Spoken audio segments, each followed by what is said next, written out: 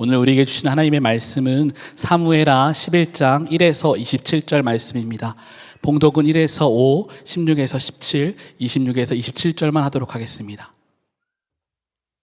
그 다음의 봄에 왕들이 출전하는 때가 되자 다윗은 요압에게 자기의 부하들과 온 이스라엘의 군인들을 맡겨서 출전시켰다. 그들은 암몬 사람을 무찌르고 랍바를 포위하였다. 그러나 다윗은 예루살렘에 머물러 있었다. 어느 날 저녁에 다윗은 잠깐 눈을 붙였다가 일어나 왕궁의 옥상에 올라가서 거닐었다. 그때 그는 한 여인이 목욕하는 모습을 옥상에서 내려다보았다. 그 여인은 아주 아름다웠다. 다윗은 신하를 보내서 그 여인이 누구인지 알아보게 하였다. 다녀온 신하가 그 여인은 엘리암의 딸로서 햇사람 우리아의 아내 밧세바라고 하였다. 그런데도 다윗은 사람을 보내어서 그 여인을 데려왔다. 밧세바가 다윗에게로 오니 다윗은 그 여인과 정을 통하였다. 그 여인은 마침 부정한 몸을 깨끗하게 씻고 난 다음이었다. 그런 다음에 밧세바는 다시 자기의 집으로 돌아갔다. 얼마 뒤에 그 여인은 자기가 임신한 것을 알고 다윗에게 사람을 보내서 자기가 임신하였다는 사실을 알렸다. 다윗은 그 편지에 다음과 같이 썼다. 너희는 우리아를 전투가 가장 치열한 전선으로 앞세우고 나아갔다가 너희만 그의 뒤로 물러나서 그가 맞아서 죽게 하여라. 요압은 적의 성을 포위하고 있다가 자기가 알고 있는 대로 적의 저항 세력이 가장 강한 곳에 우리아를 배치하였다. 그 성의 사람들이 나가서 요압의 군인들과 싸우는 동안에 다윗의 부하들 쪽에서 군인 몇 사람이 쓰러져서 죽었고 그때 햇사람 우리아도 전사하였다. 우리아의 아내는 우리아가 죽었다는 소식을 듣자 자기의 남편을 생각하여 슬피 울었다. 애도하는 기간이 지나니 다윗이 사람을 보내어서 그 여인을 왕궁으로 데려왔다. 그 여인은 이렇게 하여서 다윗의 아내가 되었고 그들 사이에서 아들이 태어났다. 그러나 주님께서 보시기에 다윗이 한 이번 일은 아주 악하였다.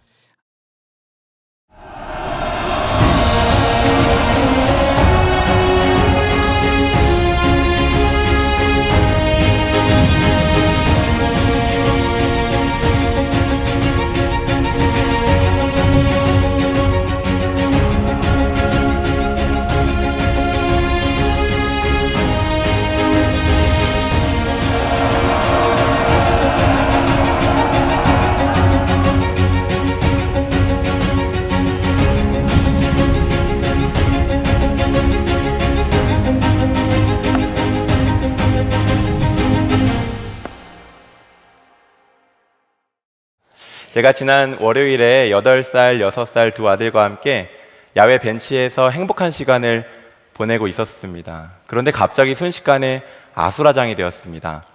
날벌레가 저희 둘째 아이 눈에 들어간 것입니다. 아이는 아파서 어쩔 줄 몰라 했고 눈을 어떻게든 간신히 뜨게 해서 보니까 쌀 한 톨만한 크기의 검은 벌레가 딱 붙어 있었습니다. 아이는 그때부터 이 벌레가 빼내질 때까지 울면서 몸부림쳤습니다.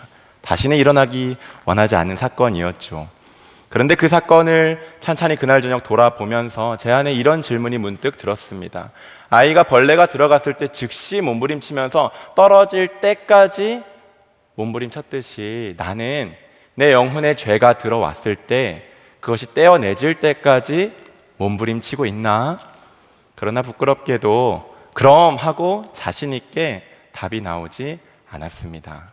오늘 사무엘하 11장 본문 속 다윗도 바로 그러했습니다. 그의 영혼에 죄가 들어왔습니다. 그러나 다윗은 그 죄를 즉시 떼어내지 않았습니다. 그리고 떼어내지 않은 죄가 눈덩이처럼 불어나는 것을 그림 언어로 보여주는 것이 오늘 사무엘하 11장 본문이지요. 분명 다윗은 앞장인 사무엘하 10장까지만 해도 승승장구했습니다. 쉽게 사라지지 않은 하닷 에셀, 그 강력한 적도 온 이스라엘 군대를 동원하여 시원하게 물리쳤죠. 그러나 승승장구했던 그의 교만함이 문제였는지 다윗의 마음이 조금씩 하나님으로부터 멀어지기 시작했는데 그 증상이 오늘 본문 1절 말씀에 나옵니다. 그 다음에 보면 왕들이 출전하는 때가 되자 다윗은 요압에게 자기의 부하들과 온 이스라엘의 군인들을 맡겨서 출전시켰다. 그들은 암몬 사람을 무찌르고 랍바를 포위하였다. 그러나 다윗은 예루살렘에 머물러 있었다. 다윗은 지난 해에 못다했던 암몬 정복 전쟁을 완수하기 위해 자신은 예루살렘 왕궁에 머물고 나머지 부하들은 출전시켰습니다. 분명 성경은 왕들이 출전하는 때라고 하며 왕도 직접 전쟁에 나가는 것임을 말하고 있습니다. 즉 다윗은 지금 사명의 자리에서 이탈한 것입니다. 게다가 암몬 족속이 누구입니까? 하나님의 대적이요 원수이지요. 이 전쟁은 다윗 개인의 전쟁이 아니라 하나님의 전쟁이었습니다. 그래서 다른 전쟁은 모르더라도 암몬과의 전쟁만큼은 다윗이 필히 나가 진두지휘했어야 했던 것이죠. 이처럼 다윗이 1절 말씀에서 예루살렘에 혼자 머물고 있었다는 것은 그의 마음이 하나님으로부터 조금씩 멀어졌다는 것을 말해주고 있습니다. 사랑하는 성도 여러분, 우리의 마음이 하나님으로부터 조금씩 멀어질 이때가 정말 조심해야 할 때입니다. 성경이 뭐라고 말하고 있습니까? 마귀에게 틈을 보이지 말라. 우리가 살고 있는 이 세상은 호락호락한 세상이 아닙니다. 왜요? 공중의 권세를 마귀가 잡고 있으니까요. 하나님과 우리 사이에 틈이 벌어지는 순간 마귀가 치고 공격을 해오니까요. 다윗도 예외가 아니었어요. 2절 말씀을 보니까 어느 날 저녁에 다윗은 잠깐 눈을 붙였다가 일어나 왕궁의 옥상에 올라가서 거닐었다. 그때 그는 한 여인이 목욕하는 모습을 옥상에서 내려다 보았다. 그 여인은 아주 아름다웠다. 예루살렘 왕궁에 혼자 머물면서 다윗이 뭘 했다고 증언하고 있습니까? 낮잠을 즐겼습니다. 다윗이 지금 영적으로 안일해지고 나태해진 것을 보여주고 있는 것이죠. 마귀가 이 틈을 놓치지 않았습니다. 다윗의 약점이었던 성적 유혹을 치며 공격해 들어왔죠. 다윗은 여인의 목욕하는 장면을 보았습니다. 당시 예루살렘 왕궁은 예루살렘 도시에서 가장 높은 곳에 세워져 있었기 때문에 왕궁의 옥상에서 거닐다 보면 이웃집 사람들이 목욕하는 모습을 볼 수도 있었습니다. 우연히 보게 된 것 자체가 죄는 아니죠. 영적으로 깨어있던 평소의 다윗 같았으면 아이고야, 내가 못 볼 걸 봤네. 하나님 내 마음을 지켜주세요. 고개를 즉시 돌리고 하나님을 찾았을 것입니다. 마치 눈에 벌레가 들어갔을 때 즉시로 떼어내려고 몸부림치듯 말입니다. 그러나 다윗은 고개를 돌리지 않았고 그 여인을 물끄러미 쳐다보았습니다. 자기의 마음에 그 여인을 품었습니다. 지금까지의 과정을 한번 살펴볼까요? 다윗의 마음이 하나님으로부터 조금씩 멀어지며 틈이 생겼습니다. 나태의 죄가 붙었습니다. 정욕의 죄까지 들어왔습니다. 무엇을 말해줍니까? 죄는 즉시로 떼어내지 않으면 계속해서 죄가 달라붙는다는 것을 말해주고 있는 것입니다. 더 무서운 사실은 다윗의 죄가 여기서 끝나지 않는다는 사실이죠. 다윗은 자신의 마음에 품은 그 여인을 너무나 취하고 싶었습니다. 그래서 사람을 보내서 그 여인을 알아보게 했습니다. 알아보지 말아야 할 것을 알아봤던 것이죠. 그러나 하나님은 사랑하는 자신의 종 다윗이 여기서 멈추고 돌이키기를 바라셨습니다. 그래서 다윗이 보낸 그 사람을 통해서 다윗이 멈출 기회를 주셨는데요. 3절 말씀이 이렇게 증언하고 있죠. 다윗이 사람을 보내 그 여인을 알아보게 하였더니 그가 아뢰되 그는 엘리암의 딸이요 햇사람 우리아의 아내 밧세바가 아니니까 하니. 그 사람이 뭐라고 보고했습니까? 우리아의 아내 밧세바가 아니니까 왕이시여 라고 보고한 것입니다. 즉 그 여인만큼은 취해서는 안 됩니다 라고 아주 단호하게 보고한 것이죠. 전령이 왕에게 말입니다. 그 여인을 알아보니까 다윗의 신하의 가족이었던 것입니다. 엘리암의 딸 우리아의 아내. 엘리암이 누구입니까? 다윗의 모략가 아히도벨의 아들입니다. 즉 밧세바는 그럼 누구입니까? 아히도벨의 손녀였습니다. 우리아의 아내 밧세바. 우리아는 누구입니까? 다윗의 30용사 안에 드는 측근이었습니다. 아무리 그래도 왕이라도 신하의 가족을 취해서는 안 됐던 것이죠. 그러니까 전령은 이것을 다 알아보고 나서 왕이시여 밧세바만큼은 안 됩니다. 아니니까 단호하게 보고했던 것이고, 이것은 정욕에 불타오르고 있는 다윗을 향한 정신 차리라는 하나님의 얼음 냉수였던 것입니다. 돌이키고 멈출 기회를 주셨던 것이죠. 이때라도 다윗이 멈췄다면 얼마나 좋았을까요? 아유, 내가 헛된 마음을 품었었네. 그러나 다윗은 자신의 삶에 죄가 들어오는 것을 가볍게 여겼습니다. 자신이 이 죄의 대가도 책임질 수 있을 거라 착각했습니다. 그래서 다윗은 계속해서 죄가 달라붙는데도 그 죄를 쫓아내려는, 떼어내려는 몸부림조차 치지 않았습니다. 다윗은 결국 그녀를 불러와 잠자리를 가졌죠. 10계명, 7계명, 간음하지 말라는 하나님의 명령을 어겼고, 10계명, 내 이웃의 것을 탐하지 말라, 아내를 탐하지 말라를 어겼습니다. 하나님이 이런 다윗을 보시며 얼마나 마음이 아프셨을까요? 이런 범죄한 다윗의 모습은 저 멀리 창세기 39장에 나오는 요셉의 모습과 너무나도 극명하게 대비가 되죠. 다윗은 누가 유혹하지도 않았는데 자발적으로 정욕에 이끌려서 범죄했습니다. 그러나 요셉은 끈질기게 보디발 장군의 아내가 자신을 유혹함에도 단호히 죄를 거부하고 죄를 짓지 않았습니다. 이 둘의 차이가 무엇입니까? 하나님과의 관계입니다. 다윗은 하나님으로부터 지금 멀어져 있었습니다. 그리고 요셉은 마음의 중심에 하나님을 모시고 있었습니다. 그의 고백을 들어봅시다. 창세기 39장 9절 말씀입니다. 이 집안에서는 나의 위에는 아무도 없습니다.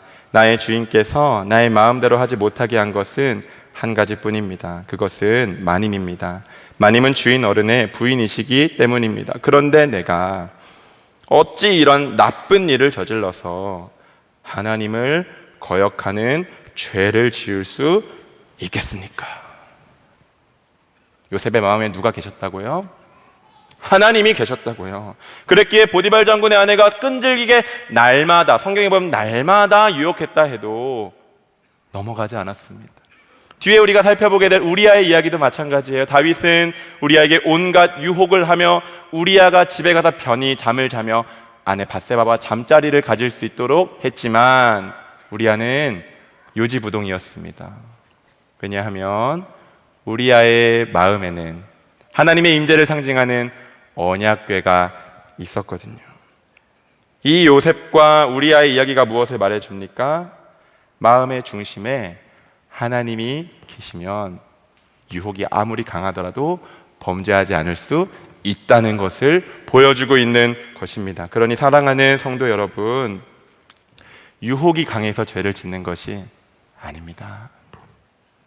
우리의 마음의 중심에 하나님을 모시고 있지 않기 때문에 우리가 죄에 걸려 넘어지는 것입니다. 우리가 범죄하는 것은 유혹의 강도에 달려있는 것이 아니라 하나님을 마음에 모신 여부에 달려있다는 것을 오늘 이 시간 꼭 기억하고 돌아가시기를 바랍니다. 그러므로 우리가 오늘 말씀을 들으면서 회복해야 할 것은 무엇입니까? 나와 하나님과의 무너졌던 관계입니다.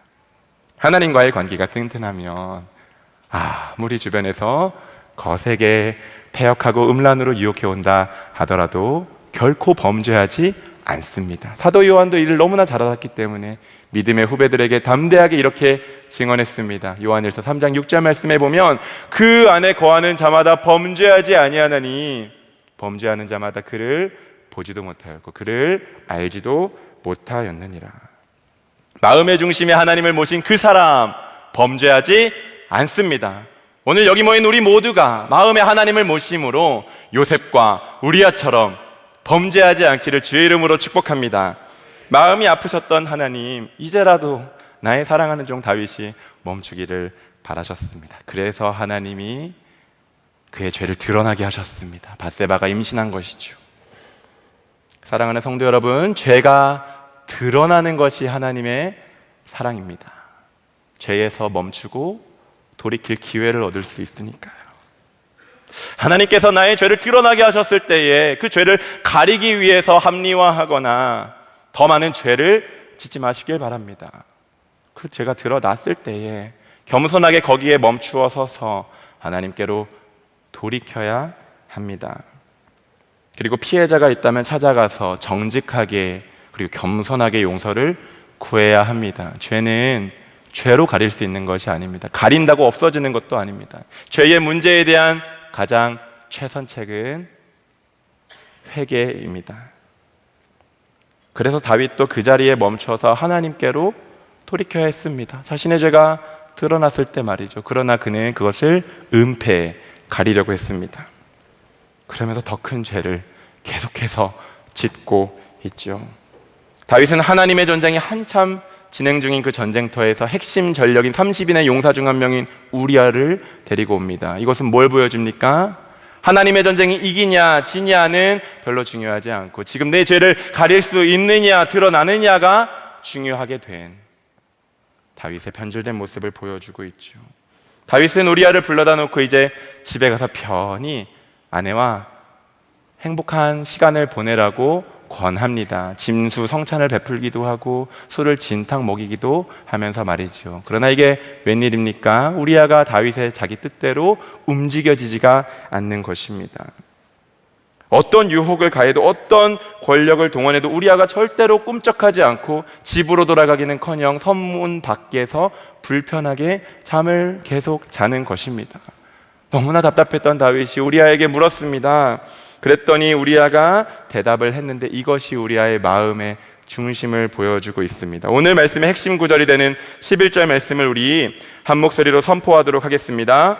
우리아가 다윗에게 대답하였다. 언약궤와 이스라엘과 유다가 모두 장막을 치고 지내며 저의 상관이신 요압 장군과 임금님의 모든 신하가 벌판에서 진을 치고 있습니다. 그런데 어찌 저만 홀로 집으로 돌아가서 먹고 마시고 나의 아내와 잠자리를 같이 할 수가 있겠습니까? 임금님이 확실히 살아계심과 또 임금님의 생명을 걸고 맹세합니다. 그런 일은 제가 하지 않겠습니다. 다윗은 우리아가 밧세바와 잠자리를 가지면 자신의 간음의 죄를 가릴 수 있기 때문에 변질된 모습으로 우리아를 끝없이 유혹했지만 우리아가 아주 의로운 대답을 하는데 그 대답에 물꼬를 트는 첫 대답이 무엇이었습니까? 언약궤.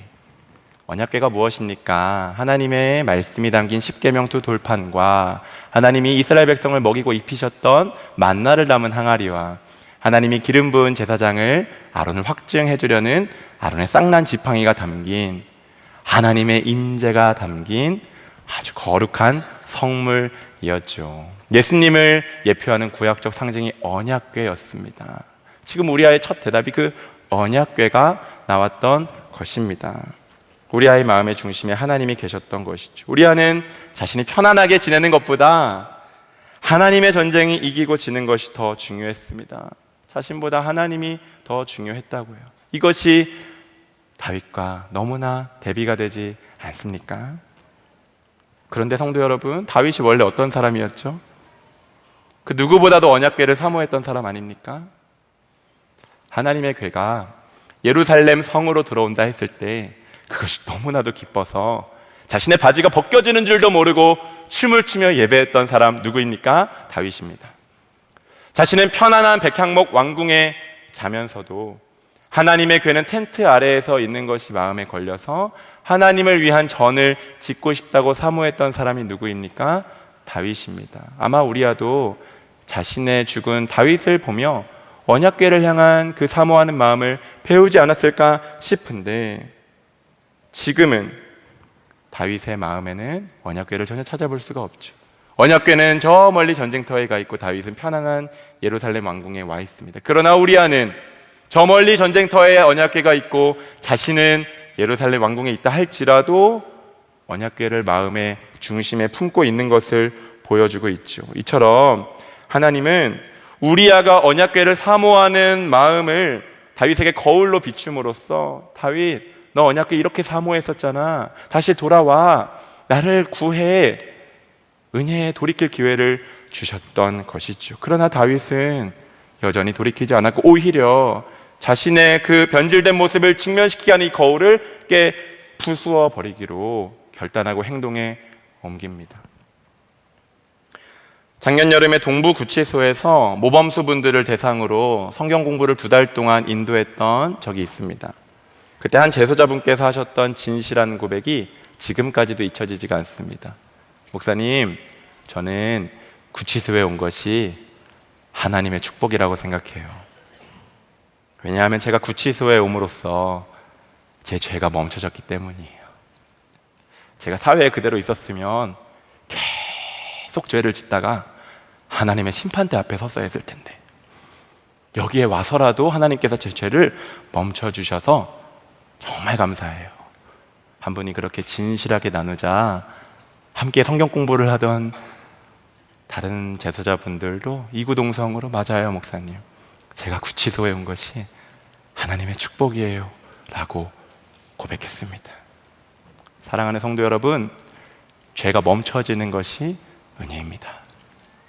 죄에서 하루라도 빨리 돌이키는 것이 은혜입니다. 하나님은 우리가 죄에서 돌이키기를 바라십니다. 그리고 그렇게 할 수 있도록 돕는 분이십니다. 구치소에 계신 분들은 한결같이 자신들의 죄가 멈춰져서 감사하다고 고백했습니다. 죄가 아무리 재미있고 내가 하고 싶다 하더라도 반드시 멈춰야 합니다. 죄의 희열은 잠깐이지만 죄의 결과는 추악하기 때문입니다. 오늘 말씀을 들으면서 성령님께서 내 삶을 조명하시며 내 안에 도려내야 할 그 죄를, 그것을 말씀하실 때에 즉시로 돌이키는 은혜가 있기를 주의 이름으로 축복합니다. 오늘 본문 속 다윗의 이야기가 그것을 보여주고 있습니다. 아무리 과거에 뜨겁게 하나님을 예배했다 할지라도, 아무리 하나님 마음에 합한 사람이라 할지라도 죄에 지배당하는 순간 감당할 수 없는 죄의 열매들을 맺게 된다는 것을 보여주고 있지요. 그러니 내 삶에서 죄가 멈춰지기를 하나님께 겸손히 구하십시다. 내 삶에 죄가 들어오는 것을 마치 벌레가 내 눈에 들어오는 것처럼 즉시 떼어내질 때까지 몸부림칩시다. 그러나 다윗은 그러질 않았어요. 별로 경계하질 않았어요. 그러다 결국은 죄 앞에 완전히 무릎을 꿇고 말았습니다. 그 작은 죄, 이 정도 죄쯤이야 했던 그 무방비에 경계하지 않던 마음이 죄에 가공할 만한 힘에 다윗이 압도되어 눌려버리고 만 것이죠. 다윗은 이제 자신을 비추는 의로운 거울인 우리아를 깨뜨리기로 마음 먹고는 우리아를 죽이라는 편지를 써서 그 편지를 누구의 손에 들려서 요압 장군에게 보냈습니까? 우리아 자신의 손에 들려서 보냈습니다. 이제는 다윗의 눈에 사람도 보이지가 않았습니다. 이처럼 다윗의 마음이 딱딱해졌습니다. 하나님은 우리의 마음을 부드럽게 하는 분이십니다. 그러나 죄는 우리의 마음을 딱딱하게 만드는 존재입니다. 우리아는 다윗이 원하던 대로 전쟁터에서 전사했습니다. 불쌍한 우리 우리아. 다윗은 10계명, 6계명 살인하지 말라를 어겼습니다. 그리고 하나님의 전쟁이었던 암몬과의 전쟁이 패배하는 것도 별로 개의치 않았습니다. 다윗이 누구였습니까? 오늘 자꾸 다윗의 과거를 회상하게 되는 것이 너무나 안타깝습니다. 사울을 죽일 기회가 2번이나 있었음에도 하나님이 기름 부으신 자를 자신이 해칠 수 없다며 그 강력한 유혹을 물리쳤던, 하나님을 참으로 경외했던 사람 다윗 아니었습니까? 그런데 오늘은 우리아를 자신의 권력을 동원해서 죽이는 살인을 저지르고 말죠. 이것이 죄의 무서움입니다. 다윗도 죄에 사로잡히면 이렇게 죄의 열매를 맺게 되는 것이죠. 그러므로 사랑하는 성도 여러분, 어제 영적으로 충만한 삶을 살았다 해서 오늘도 내가 영적으로 충만한 삶을 살 거라 착각하지 마시기 바랍니다. 어제 충만했던 다윗이 오늘 처참히 넘어지는 본문을 주님이 보여주시며 매일의 삶에서 우리가 죄가 우리 삶에 들어오는 것을 경계해야 한다고 말씀해 주는 것이죠. 그러므로 사랑하는 성도 여러분, 죄를 봤을 때는요, 미친 개를 본 것 마냥 그냥 즉시 도망치세요. 죄가 내 영혼에 들어왔을 때 그것이 크든 작든 크기를 따지지 말고 이 정도는 괜찮겠지 재지 말고 즉시로 그냥 떼어내세요. 그렇지 않으면 우리도 다윗처럼 죄에 무너져 감당할 수 없는 대가를 치른다고 오늘 사무엘하 11장 본문이 강력하게 경고하고 있는 것입니다. 왜 죄를 떼어내야 하는 거예요? 죄는 이 세상 가장 두렵고 무서운 하나님의 심판을 불러오는 것이기 때문입니다. 하나님은 공의로운 분이세요. 생각해 볼까요? 오늘 본문에서 하나님이 다윗이 이렇게 죄를 많이 지었는데 심판하지 않고 그냥 넘어가신다면 그 하나님은 선한 분이실까요? 다윗의 생각에는 선할 수 있겠죠. 그러나 억울하게 죽은 우리아는요, 그런 하나님, 선한 하나님 아닙니다. 공의로운 분 아닙니다. 범죄한 다윗을 심판해야 하나님은 선한 분이시죠. 지난 5월 문화선교주일에 봤던 요한계시록 뮤지컬 참 감명 깊게 봤는데 소아시아 7교회 이야기를 다루고 있습니다. 그 중에 한 교회였던 서머나 교회 편에 보면 믿음의 신실한 증인 폴리캅 주교가 화형, 불에 타는 처형을 당하면서 외친 대사가 있는데요, 이곳에서 외쳤습니다. 제가 그 대사를 들으며 잘 박힌 모처럼 제 가슴에 새겨졌는데 대사가 이렇습니다. 사랑하는 서머나의 시민들이여, 나를 태우는 불은 곧 꺼지겠지만 아도나이 주님을 끝까지 믿지 않아 가게 될 지옥의 불길은 영원히 더 거세게 타오른다는 사실을 잊지 마십시오. 불길에 타면서 외쳤던 폴리캅 주교의 그 한마디가 저로 하여금 정신을 번쩍 나게 했습니다. 나 어떻게 살고 있지? 하나님 앞에 나의 삶 어떻지? 우리 하나님은 죄를 심판하시는 선하신 하나님이십니다. 그래서 다윗의 죄를 그냥 넘어가지 않으셨습니다. 오늘 본문 마지막 절에 돼서야 드디어 하나님이 전면으로 등장하시는데 심판자로 등장하십니다. 27절 하반절 말씀입니다. 그러나 주님께서 보시기에 다윗이 한 이번 일은 아주 악하였다. 얼마나 살 떨리는 말씀입니까? 하나님 보시기에 다윗의 삶은 아주 악했습니다. 다윗은 지금 하나님의 심판에 직면했습니다. 멈춰라, 여기까지다, 돌아서라. 하나님이 은혜의 손길을 보이지 않는 사람들을 통해 계속해서 베푸셨음에도 아니요, 몰라요, 하기 싫어요, 반복적으로 거부했던 다윗이 이제는 마지막에 어떻게 됩니까? 하나님을 심판자로 만나게 되는 것입니다. 우리도 마찬가지입니다. 하나님이 은혜로 돌아와라, 멈춰라, 가선 안 된다 말씀하실 때 반복적으로 아니에요, 나중에요, 조금만 더 있다가요, 미루다 보면, 거부하다 보면 그 결과 마지막에 하나님을 심판자로 만날 수 있다는 것을 우리가 두려워해야 할 것입니다. 그러므로 사랑하는 성도 여러분, 절대로 내 삶에 들어온 죄를 가볍게 여기지 마시기 바랍니다. 이 정도 죄쯤이야 하는 그 생각, 다윗처럼 파멸로 굴러 떨어지는 문 입구에 서 있는 상황이라는 것 직시하셔야 합니다. 하나님은 죄를 심판하는 분이십니다. 죄는요, 이 인류 역사상 가장 끔찍한 대가를 치르게 한, 가장 값비싼 희생을 치르게 한 존재입니다. 죄는 하나님으로 하여금 희생하게 만들었습니다. 죄의 대가가 무엇이었죠? 하나님의 아들의 목숨값이었습니다. 죄의 대가가 하나님의 아들의 목숨값일 만큼 죄는 결코 가볍지 않습니다.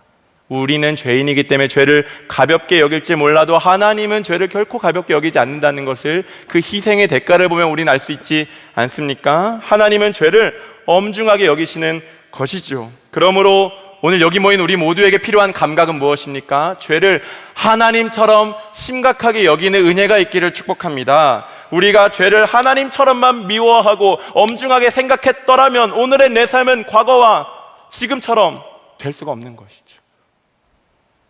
죄를 심각하게 하나님처럼 여기는 마음만 있었다면 오늘의 내 삶이 결코 같을 수가 없는 것입니다.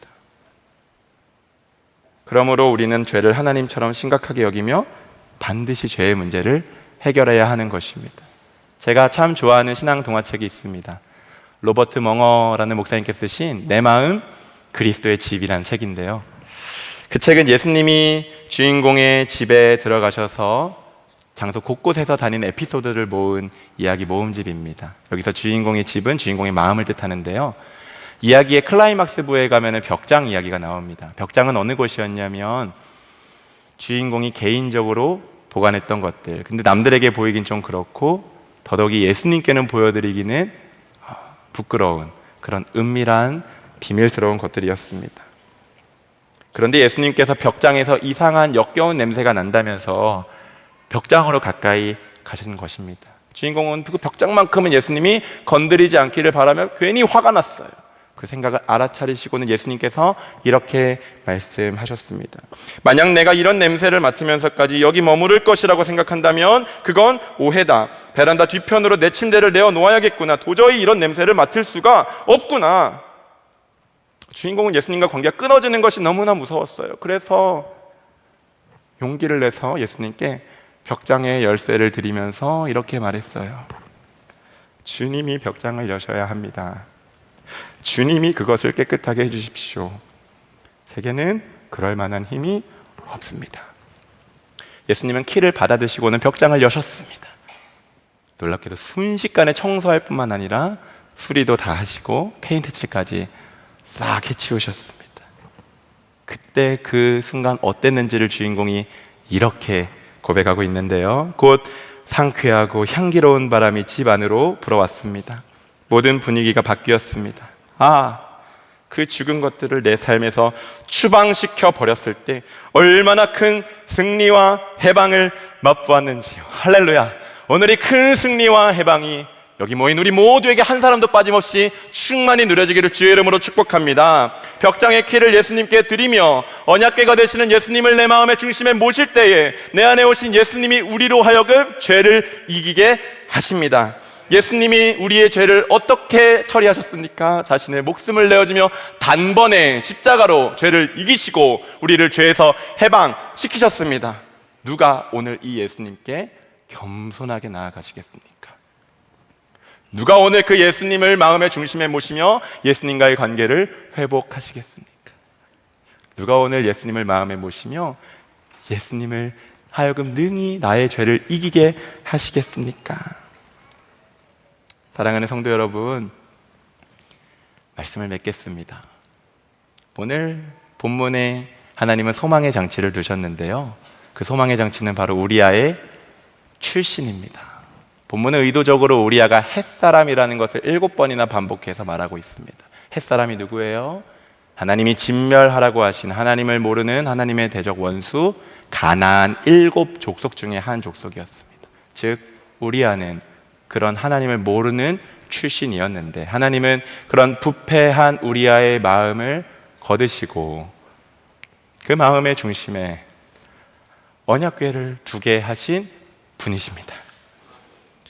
그리고 우리아의 이름의 뜻조차 여호와는 나의 빛이시다라는 탁월하고 아름다운 이름의 뜻을 갖고 있습니다. 즉 우리아는 죄로 인해 빠진 그 어둠 가운데 있는 다윗을 건져낼 하나님의 빛을 비추는 자였던 것입니다. 이방 족속 우리아를 빛이 되게 하셔서 빛을 발하게 하신 분이 하나님이십니다. 우리아를 변화시키신 그 하나님, 우리가 믿는 그 하나님 동일한 줄 믿습니다. 이방 족속 우리아를 변화시켜서 하나님의 언약궤를 마음에 모시게 하고 빛을 발하는 존재로 바꾸셨다면 오늘 우리도 마음에 주님을 모셔드리기만 하면 주님이 우리로 그렇게 변화시키실 줄 믿습니다. 오늘 주님께서 다시 우리를 콜링하십니다. 사랑하는 아들아, 사랑하는 딸아, 반복되고 해결되지 않는 누구에게도 보이지 않고 싶고 특별히 나와의 관계에 걸림돌이 되는 그것이 있니? 진노의 자녀처럼 이방 족속처럼 행하지 아니하고 나에게 좀 내어줄 수 있겠니? 주님이 인격적인 부드러운 음성으로 우리에게 부르십니다. 지금 어떤 죄에 눌려 계십니까? 벽장 속에 주님과 나만 아는 그 무엇을 숨겨두고 있는 것이 있습니까? 오늘 아니 이번 주라도 정말 주님 내 벽장 속에 숨겨둔 그 죄를 성령님 조명하여 주셔서 깨끗이 청소하시고 완전히 수리하고 페인트 칠까지 싹 해주십시오. 우리가 함께 간구했으면 좋겠습니다. 우리가 지금 어떤 상태에 있든 우리로 죄를 이기게 하시는 예수님이 우리 안에 오셨다는 사실이 더 중요합니다.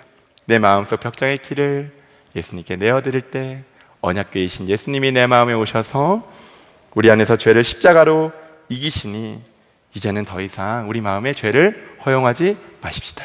죄를 볼 때 뭘 본 것처럼 하고 도망치라고요? 미친 개를 본 것 마냥 빨리 도망치라고요. 벌레가 눈에 들어간 것 마냥 빨리 떼어내라고요. 크든 작든 교만하지 말고 죄에 가공할 만한 힘을 사무엘하 11장 본문이 경고하였으니 즉시 돌이키시길 바랍니다. 그리고 내 마음을 이제는 하나님께만 드리며 하나님 내 마음에 거하여 주십시오.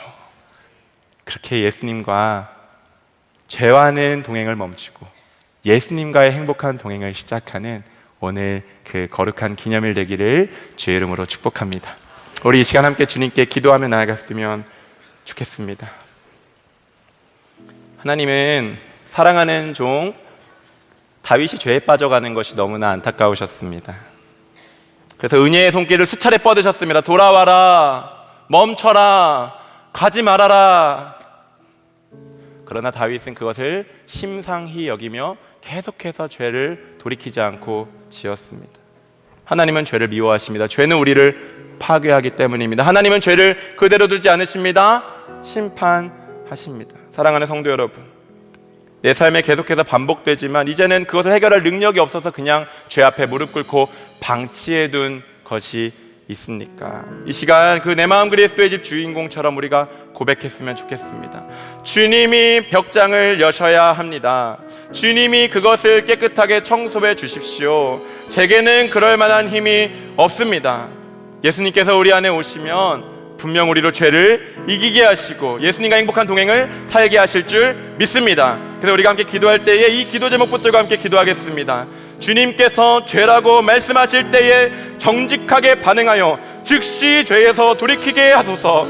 더 이상 내 삶의 죄를 허용하지 않게 하소서. 오직 마음의 중심에 언약궤이신 예수님만을 모시고 예수님과 동행하게 하소서. 우리 사랑하는 주님의 이름 한 번 부르짖고 기도하며 나아가도록 하겠습니다. 주여,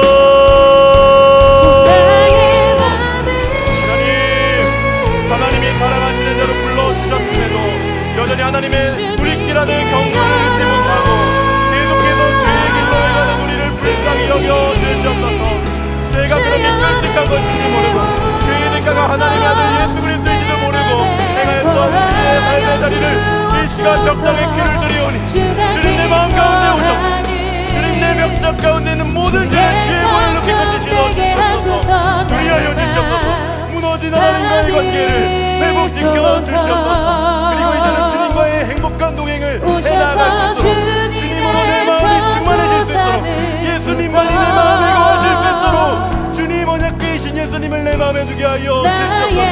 그 놀라운 결단과 그 놀라운 돌이킴과 그 놀라운 동행이 오늘 6월 15일 주일 거룩한 두 번째 주일 되어 할 수 있도록 인도하여 주시옵소서. 거룩하신 하나님 아버지, 사랑하는 다윗을 부르셨듯 오늘 예배드리는 우리 모두도 한 사람 빠짐없이 다 불러주셔서 감사합니다. 사랑하는 아들아, 사랑하는 딸아, 너가 나를 얼마나 사랑하고 경외하는 줄 안다. 그러나 그건 아니다. 주님이 우리에게 경고하실 때에 그것이 즉시로 돌이켜질 수 있도록 은혜를 베풀어 주시옵소서. 다윗의 이야기가 나의 이야기 되지 않게 하여 주시옵소서. 하나님이 다윗을 사랑하셔서 다윗의 무너짐을 보며 아파하셨던 그 비극이 우리의 삶에 재발되지 아니하도록 주님 도와 주시옵소서. 그래 사랑하는 모든 성도들이 이번 한 주 삶을 살아갈 때에 진실로 하나님을 사랑하고 이제는 내 마음은 오직 주님의 것입니다. 완전히 벽장을 열어드리며 언약궤이신 예수님만을 마음에 모시고 예수님으로 충만하여져서 예수님과 행복한 동행을 힘있게 선한 영향력 미치며 걸어가는 축복을 허락하여 주시옵소서. 이 시간 거룩한 예물을 주님께 올려드린 손길들 주님 기억하여 주시고 그들의 삶의 자리를 잘 되게 하여 주시옵소서. 그리고 하나님께 드린 이 거룩한 예물이 하나님 기뻐하는 뜻에 온전히 쓰이게 하여 주시옵소서. 사랑하는 우리 조국 대한민국을 위하여 기도합니다.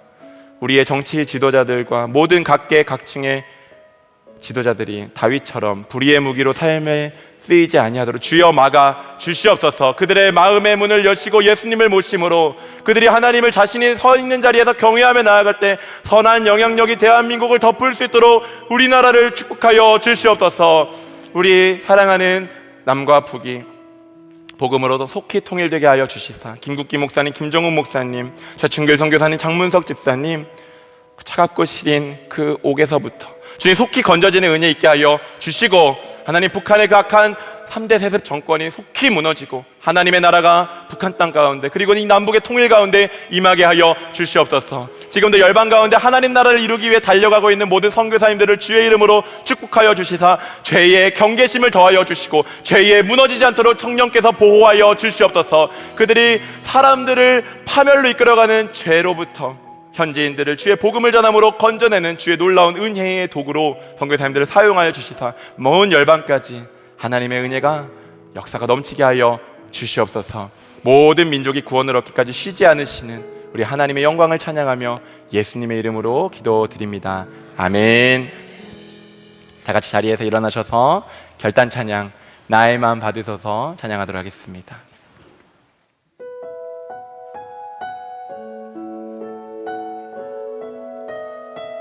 나의 마음 받으소서.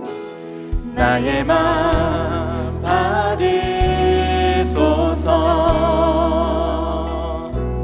오셔서 주님의 처소 삼으소서. 나의 전부이신 주여 내 마음을 받아주소서. 나의 마음 받으소서. 나의 마음 받으소서. 오셔서 주님의 처소 삼으소서. 나의 전부이신 주여 내 마음을 받아주소서. 함께 고백합시다. 오 나의 마음을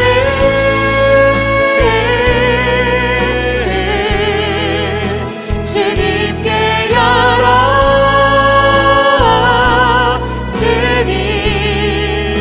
주여 내게 오셔서 내 맘에 거하여 주옵소서.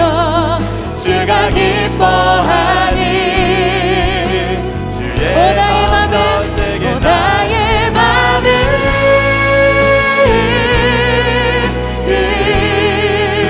주님께 열었으니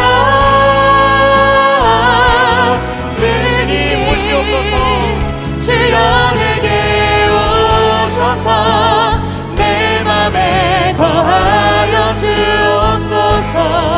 주가 기뻐하니 주의 성전 되게 하소서. 나의 마음 받으소서.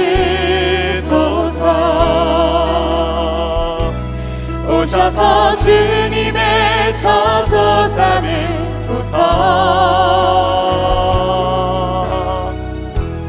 나의 전부이신 주여 내 맘을 받아주소서. 축도하겠습니다. 이제는 우리 안에 오셔서 우리로 죄를 이기게 하시는 예수 그리스도의 풍성하신 은혜와 우리가 죄에서 돌이키기를 애타게 바라며 아들 예수님을 보내주신 완전하신 하나님의 사랑과 우리가 죄를 이기고 거룩하게 살아갈 힘을 주시는 성령 하나님의 교통하심이 죄로부터 돌이켜 죄와의 동행을 멈추고 언약궤이신 예수님만을 마음의 중심에 모시고 그 예수님과 행복한 동행하며 살아가기를 소망하고 결단하는 사랑하는 선한 목자교회 모든 성도들과 온오프라인으로 예배드리는 예배자들과 그들의 삶의 자리 한가운데에 이제로부터 영원토록 함께 하시기를 간절히 축원하옵나이다. 아멘.